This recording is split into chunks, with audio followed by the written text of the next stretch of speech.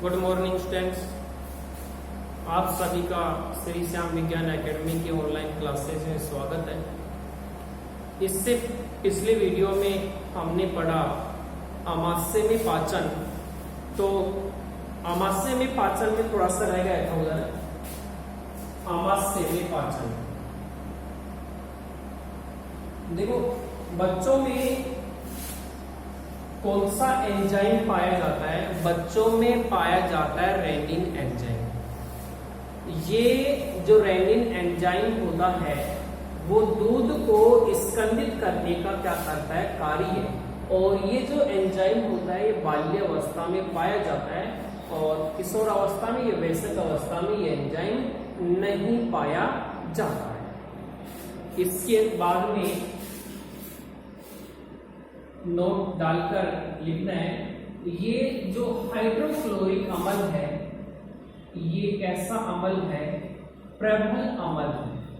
अगर इसकी अपन पीएच की बात करें तो पीएच कितनी होती है? 0 होती है। तो हाइड्रोक्लोरिक अम्ल ये प्रबल अम्ल है, लेकिन ये फिर भी आमाशय की भित्तियों को क्या नहीं पहुंचाता है? नुकसान नहीं पहुंचाता है। क्यों नहीं पहुंचाएगा? क्योंकि आमाशय की जो भित्ति होती है वो भित्ति के ऊपर श्लेष्मा का मोटा स्तर पाया जाता है। तो क्वेश्चन पूछ लिया जाए कि जो आमाशय में जो हाइड्रोक्लोरिक अम्ल होता है वो आमाशय की भित्ति को नुकसान क्यों नहीं पहुंचाता है?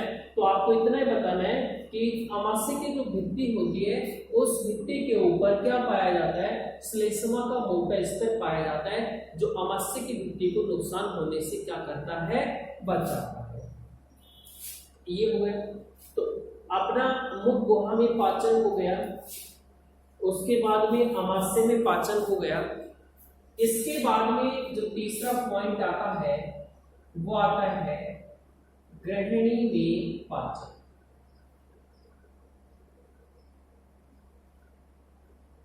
किसमें पाचन? ग्रहणी में पाचन। और ये जो ग्रहणी होती है ये छोटी आंत का कौन सा भाग होता है? प्रारंभिक भाग।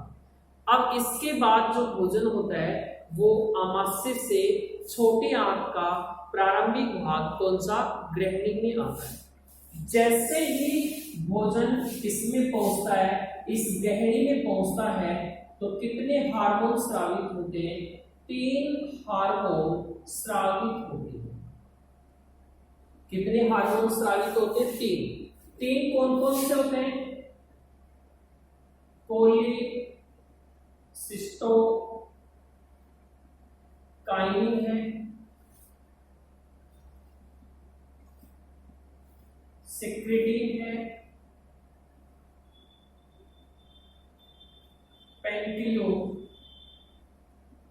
पैंक्रियाजाइन एंजाइम।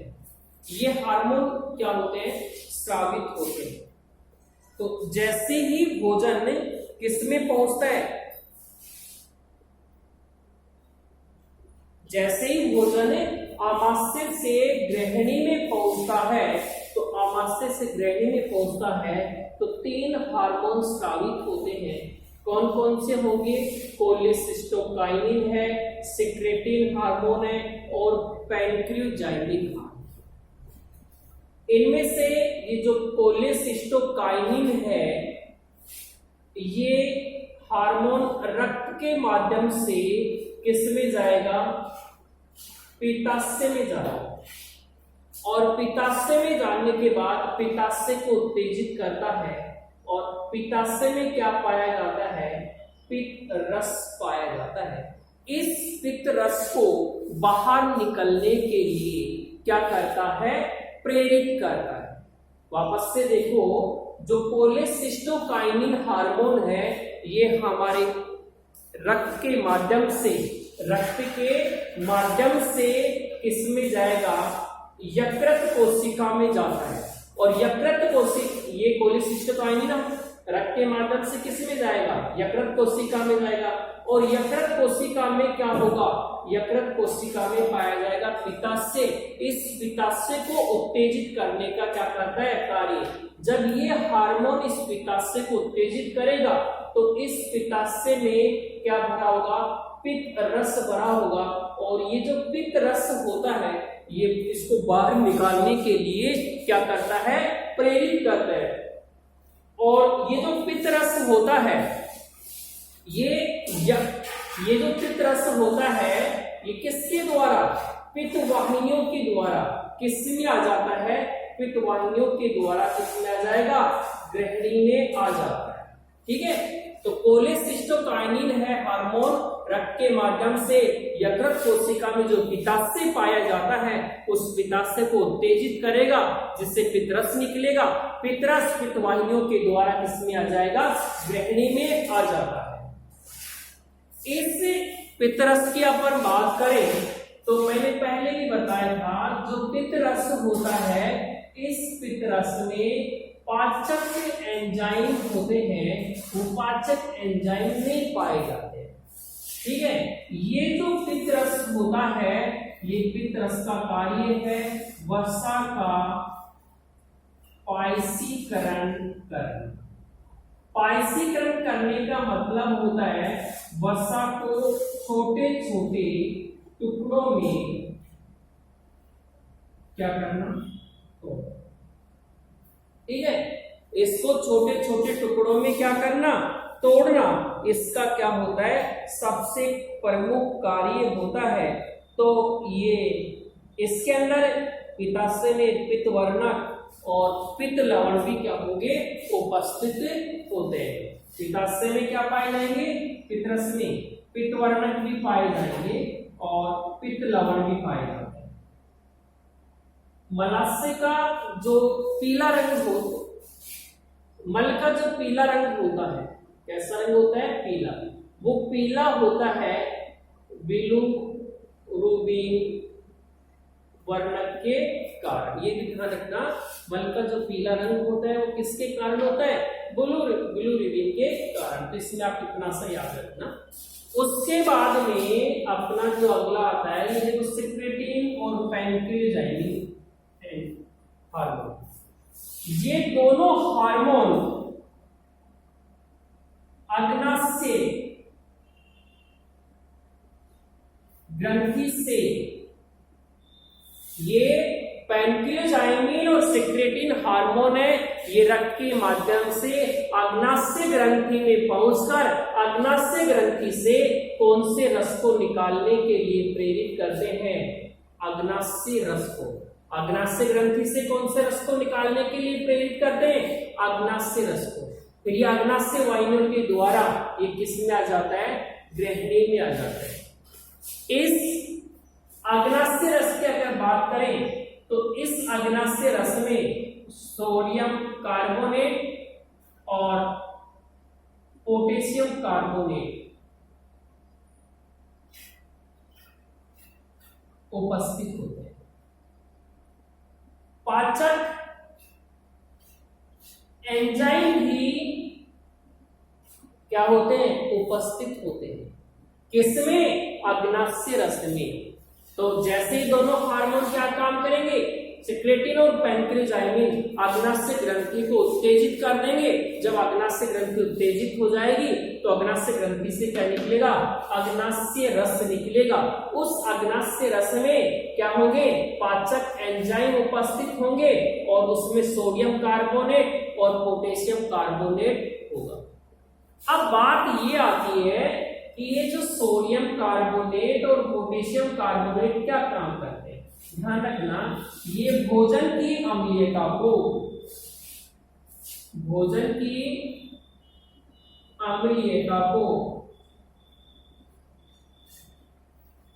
समाप्त करने का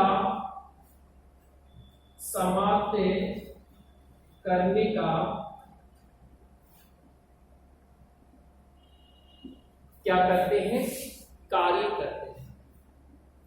क्या काम करेंगे, भोजन की अम्लीयता को समाप्त करने का क्या करते हैं, कार्य करते हैं। इसके बाद में देखो पाचक एंजाइम, अग्नाशय रस में पाचक एंजाइम भी होगा। ट्रिप्सिन है, काइमोट्रिप्सिन है,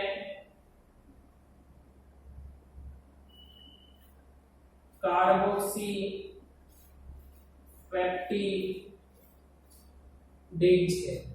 ठीक है, क्या क्या उपस्थित होगा इसके अग्नाशय में?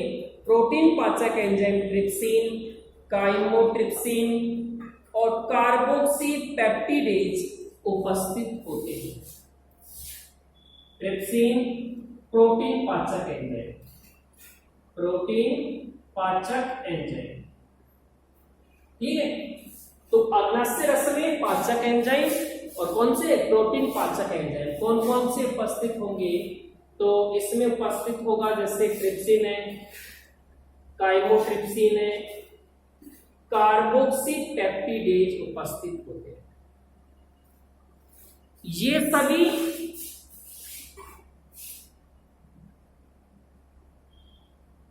निष्क्रिय रूप में स्रावित होते हैं, लेकिन इससे पहले अग्नाशय में एंटेरोकाइनेज, कौन सा? एंटेरोकाइनेज होता है।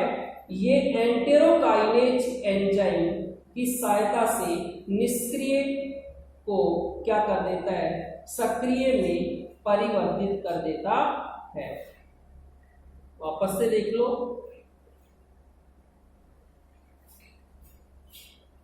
ये जो अग्नाशय ट्रिप्सिन, काइमोट्रिप्सिन, कार्बोक्सी पेप्टिडेज होते हैं, निष्क्रिय रूप में स्रावित होते हैं। तो सबसे पहले जो एंटेरोकाइनेज एंजाइम की सहायता से निष्क्रिय ट्रिप्सिनोजन का सक्रिय होता है, कैसे होगा? बुद्धि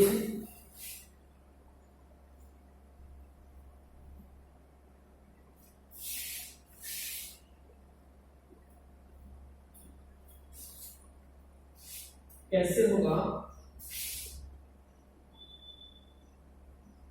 ट्रिप्सिनोजन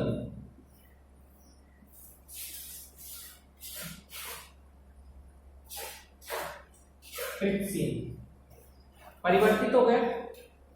कैसा है ट्रिप्सिनोजन? निष्क्रिय। किसमें परिवर्तित हो गया? सक्रिय हो गया। मैंने बताया था जो अग्नाशय रस में जो प्रोटीन पाचक है, ट्रिप्सिन, काइमोट्रिप्सिन, कार्बोक्सी पेप्टिडेज, ये निष्क्रिय रूप में स्रावित होते हैं। तो अग्नाशय में क्या पाया जाएगा? एंटेरोकाइनेज। ये एंटेरोकाइनेज इन सभी को कैसा काम करने का कार्य करेगा? सक्रिय। दूसरा देख लो,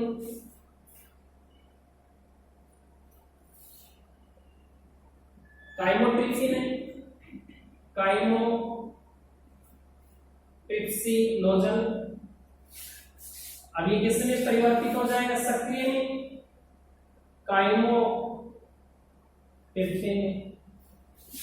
तीसरा देख लो, प्रो कार्बोक्सी पेप्टिडेज, ये फिर परिवर्तित हो जाएगा कार्बोक्सी पेप्टिडेज। कैसा ये सक्रिय। ठीक है, ये तीनों कैसे हो गए? सक्रिय हो गए। किसी को कोई दिक्कत नहीं होनी चाहिए इसमें। पाइसीकृत वसा है, पाइसीकृत वसा। और तो मैंने आपको बताया कि यहाँ पर वसा का पाइसीकृत होगा, वसा टूटेगी तो वसीय अम्ल प्लस इसमें परिवर्तित हो जाएगा ग्लिसरॉल। ठीक है, तो यहां तक कि मैंने आपको बताया कि अग्नाशय रस में प्रोटीन जो पाचक एंजाइम है, वो प्रोटीन पाचक एंजाइम कौन कौन से हो जाएंगे? ट्रिप्सिन है, काइमोट्रिप्सिन है और कार्बोक्सी पेप्टिडेज है। ये निष्क्रिय रूप में स्रावित होते हैं। तो इसमें जो एंटेरोकाइनेज एंजाइम की सहायता से निष्क्रिय ट्रिप्सिनोजन का क्या होता है? सक्रिय। तो ये जितने भी होते हैं, ये जो निष्क्रिय होंगे, ये सभी धीरे धीरे किसमें परिवर्तित हो जाते हैं, ये सक्रिय में क्या हो जाते हैं, परिवर्तित हो जाते हैं। इसके बाद में जो भोजन होता है, यहाँ पर भोजन में अग्नाशय रस और पित्तरस दोनों मिल गया, भोजन अर्धकोश हो गया और भोजन अर्धपचित हो गया, तो बदल जाता है, जिससे अपन क्या कहते हैं, अपन क्या कहते हैं, कायम कहते हैं। ठीक है, तो ध्यान रखना ये निष्क्रिय है और ये फिर कैसे हो जाते हैं, सक्रिय हो जाते हैं। किसमें, किसकी सहायता से, किसकी सहायता से, एंटेरोकाइनेज एंजाइम की सहायता से। अब इसके बाद में जो भोजन होता है, ग्राइंडिंग में हो गया पाचन, तो इसके बाद में आएगा इलियम। चलो अपन अगला देखते हैं।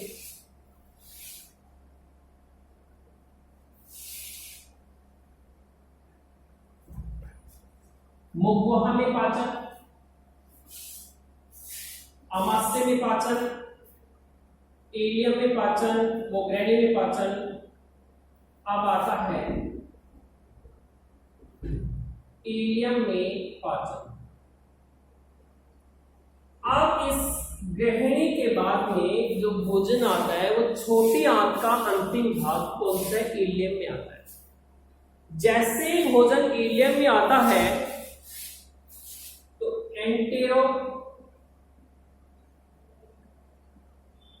डुओक्राइनिन और एंटेरोक्राइनिन,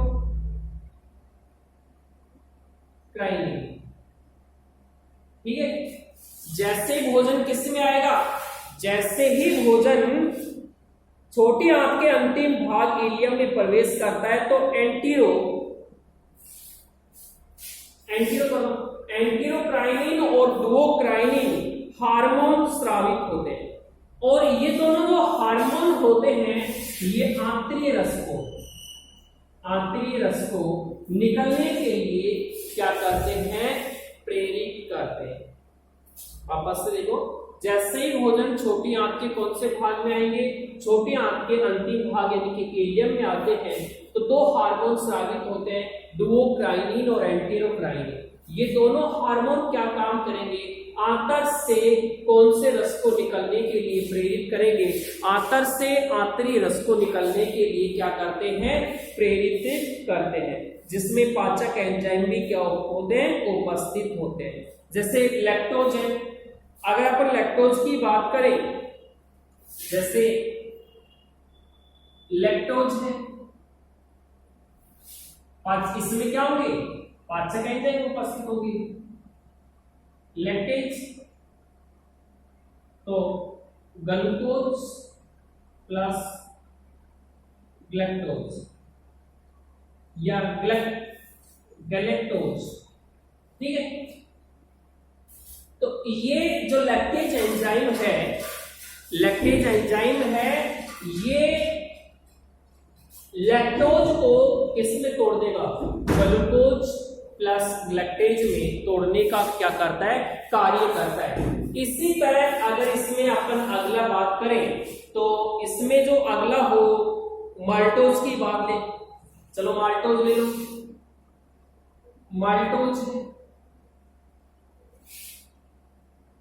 माल्टेज हो जाएगा,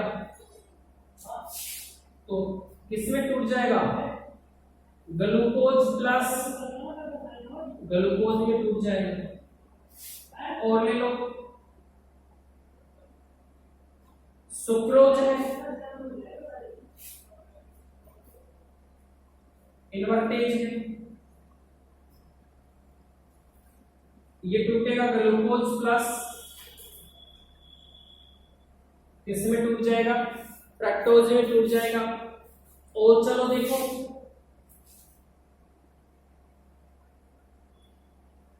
न्यूक्लियोटाइड, मैंने यहां पर न्यूक्लियोटाइड का नाम आया तो न्यूक्लियोटाइड होगा नाइट्रोजन क्षारक, पेंटोज शर्करा और फास्फोरिक अम्ल, इन तीनों से मिलकर बना होता है न्यूक्लियोटाइड। और न्यूक्लियोसाइड की बात करें तो न्यूक्लियोसाइड में नाइट्रोजन क्षारक और कौन कौन सी शर्करा, पेंटोज शर्करा। तो ये जो न्यूक्लियोटाइड है एंजाइम हो जाएगा न्यूक्लियोटाइडेज,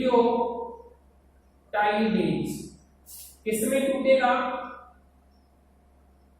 न्यूक्लियोसाइड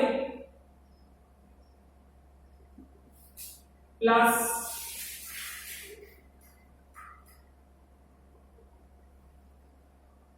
फास्फोरिक अम्ल।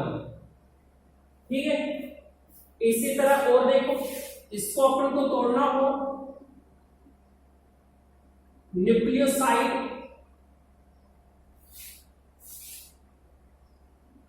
ये न्यूक्लियोटाइड साइड है और इसमें कौन सा जाएगा, न्यूक्लियोसाइडेज हो जाएगा इसमें भी। ये टूटेगा किसमें, नाइट्रोजन क्षारक प्लस पेंटोज शर्करा। तो ये ध्यान रखना कि ये जो न्यूक्लियोटाइड है ये नाइट्रोजन क्षारक, पेंटोज शर्करा और फॉस्फोरिक अम्ल से मिलकर, और ये जो न्यूक्लियोटाइड है ये बना होता है नाइट्रोजन क्षारक और पेंटोज शर्करा। तो जैसे ही भोजन छोटी आपके इलियम भाग में आता है तो डोक्राइनिन और एंडोक्राइनिन हार्मोन स्रावित होते हैं जो आंतर रस को निकलने के लिए प्रेरित करते हैं। इसमें पाचक एंजाइम खड़े होते हैं जो कि भोजन को पचाने का क्या करते हैं, कार्य करते हैं। जैसे मैंने बताया जो लैक्टोज है ग्लूकोज प्लस लैक्टोज में टूट जाएगा, माल्टोज है ये ग्लूकोज प्लस ग्लूकोज में टूट जाएगा, सुक्रोज है ग्लूकोज प्लस फ्रैक्टोज। इस तरह इनका क्या होता रहेगा, इनका विखंडन यानी कि टूटते रहते हैं। और आंतर में यहां पर जो लगभग होता है वो भोजन का क्या हो जाता है, पाचन हो जाता है। यानी कि इसमें लाइपेज जो एंजाइम होते हैं वो भी पाए जाते हैं इसके अंदर, वो भी भोजन को पचाने का क्या करते हैं, कार्य करते हैं। इस तरह लगभग ये भोजन का जो निरंतर रूप से होता है वो क्या होता रहता है, पाचन होता रहता है। तो ये इलियम में पाचन किसी को दिक्कत नहीं आनी चाहिए। चलो अपन अगली बात करते हैं अवशोषण की।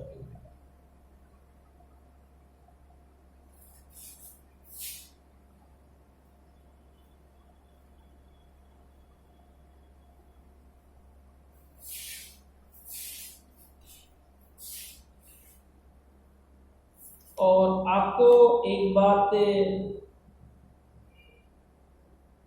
और बताते हैं कि ये अपना यहां तक कंप्लीट हो गया और इसके बाद में जो अगला जो पॉइंट आएगा वो अगला जो पॉइंट होता है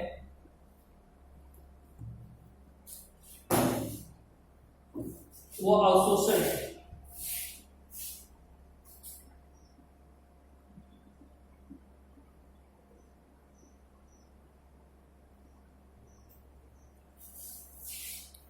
भोजन का अवशोषण, तो भोजन का पाचन हो गया, पाचन होने के पश्चात भोजन का क्या करते हैं, अवशोषण करते हैं। और भोजन का जो अवशोषण होता है या तो सक्रिय विधि के द्वारा होगा या फिर कौन सी विधि के द्वारा होगा, निष्क्रिय विधि के द्वारा होता है। भोजन खाद्य पदार्थों का पाचन होगा, पाचन के बाद अवशोषण होगा और अवशोषण या तो सक्रिय विधि के द्वारा होगा या फिर कौन सी विधि के द्वारा, निष्क्रिय विधि के द्वारा होगा। इनमें से अगर अपन बात करें निष्क्रिय, तो निष्क्रिय अवशोषण होगा। निष्क्रिय जो अवशोषण होता है ये कौन सी विधि के द्वारा होगा, विसरण विधि के द्वारा। आपको पढ़ाया भी था, अधिक सांद्रता से कम सांद्रता है। और सक्रिय जो विधि होती है, इस सक्रिय विधि में ऊर्जा यानी कि हमें एटीपी की क्या पड़ती है, आवश्यकता पड़ती है।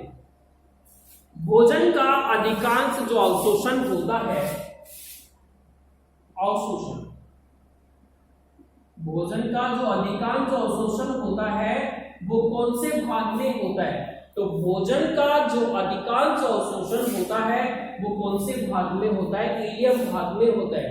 क्योंकि इस इलियम वाले भाग में जो श्लेष्मीय स्तर पर रसांकुर और सूक्ष्मांकुर पाए जाते हैं, इसके श्लेष्मीय भाग पर रसांकुर और सूक्ष्मांकुर पाए जाते हैं। ये रसांकुर और सूक्ष्मांकुर क्या काम करते हैं, यानी कि जो भोजन होता है उसके अवशोषण के क्षेत्रफल को, अवशोषण के क्षेत्रफल को ये क्या कर देते हैं, बढ़ा देते हैं। वसा का जो अवशोषण है,